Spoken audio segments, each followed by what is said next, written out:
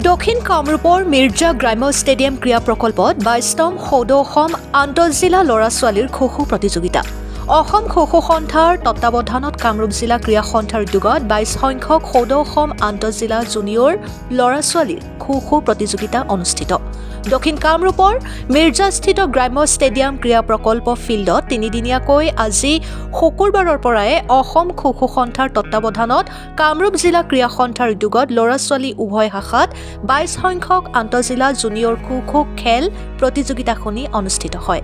খো-খো খেলখনি অনুষ্ঠিত হিচাপে ৰাতিপুৱাৰ ভাগত খো-খো সন্থাৰ পতাকা উত্তোলন, কামৰূপ জিলা ক্ৰীড়া সন্থাৰ পতাকা উত্তোলন, দক্ষিণ কামৰূপ ক্ৰীড়া সন্থাৰ পতাকা উত্তোলন, অসম সংগীত পৰিৱেশন, স্মৃতি তৰ্পণ, মাৰ্চ পাষ্ট অভিবাদন ইয়াৰ পিছতে খেল উদ্বোধন কৰা হয়। অসম খো-খো সন্থাৰ পতাকা উত্তোলন কৰে অসম খো-খো সন্থাৰ সভাপতি ৰাজীৱ প্ৰকাশ বৰুৱাই।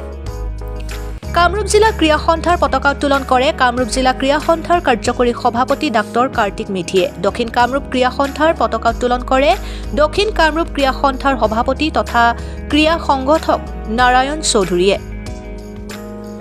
স্মৃতি তৰ্পণ কৰে ক্ৰীড়া সন্থাৰ প্ৰাক্তন সভাপতি ক্ৰমে তৰুণ চন্দ্ৰ মেধি, খৰ্গেশ্বৰ দাস, হেমেন দাস, উপদেষ্টা প্ৰভাত ডেকা, প্ৰবীণ চন্দ্ৰ দাস, বলেন চন্দ্ৰ কুমাৰ। মাৰ্চ পাষ্ট অভিবাদন কৰে প্ৰাক্তন ৰাষ্ট্ৰীয় খেলুৱৈ অনিল দাসদেৱে। শপত বাক্য পাঠ কৰে প্ৰাক্তন আন্তঃৰাষ্ট্ৰীয় খো-খো খেলুৱৈ সীমান্ত দাসদেৱে। উক্ত প্ৰতিযোগিতাখনিত অসমৰ প্ৰায় ২২খন জিলাৰ খেলুৱৈ অংশগ্ৰহণ কৰে। মিৰ্জাৰ পৰা আবিদুৰ ৰহমানৰ ৰিপৰ্ট, অৰুণোদয় আছাম। খেল এখন অনুষ্ঠিত হ'বলৈ গৈ আছে দক্ষিণ কামৰূপত। অসম খো-খো সন্থাৰ আৰু দক্ষিণ কামৰূপ ক্ৰীড়া সন্থা লগতে কামৰূপ জিলা ক্ৰীড়া সন্থাৰ সৌজন্যত আজিৰ পৰা তিনিদিনীয়াকৈ ল'ৰা ছোৱালীৰ জুনিয়ৰ আন্তঃজিলা খো-খো প্ৰতিযোগিতা আমাৰ মিৰ্জা ষ্টেডিয়ামত অনুষ্ঠিত হৈছে। ভাল খবৰ, ২০টা জিলা দলে অংশগ্ৰহণ কৰিছে এই তিনিদিনীয়াকৈ অনুষ্ঠিত।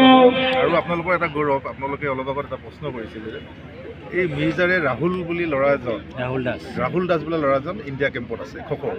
গতিকে আমি এটা গৌৰৱ কৰিছোঁ যাতে এই প্ৰতিযোগিতাৰ পৰাই যাতে আৰু খেলুৱৈ তেনেকৈ আমাৰ ইণ্ডিয়া টীমলৈ যাওক, আন্তঃৰাষ্ট্ৰীয় পৰ্যায়ত যাতে খেলিব পাৰে আমি আশা কৰিম। গতিকে সকলোৰে আমি সহযোগ বিচাৰিছোঁ যাতে এই তিনিদিনীয়া প্ৰতিযোগিতাখন সুন্দৰভাৱে অনুষ্ঠিত হয়। ধন্যবাদ ছাৰ।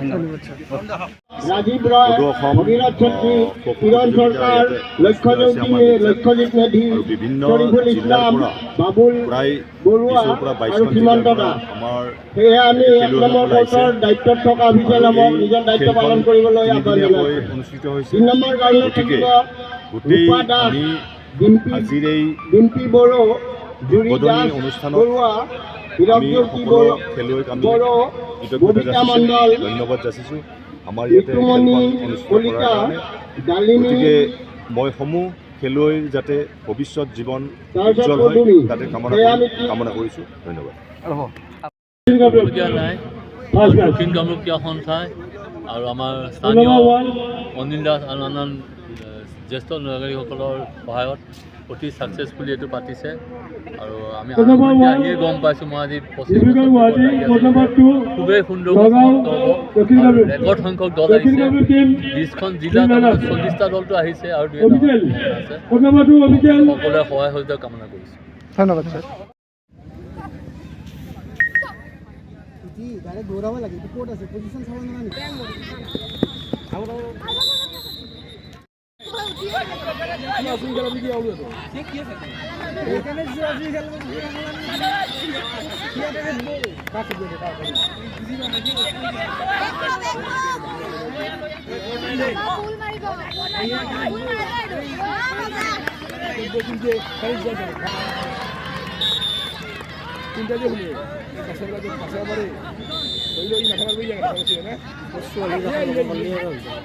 বিভিন্ন জিলাৰ পৰা অহা খেলুৱৈসকলক মই অভিবাদন গ্ৰহণ যাচিছোঁ।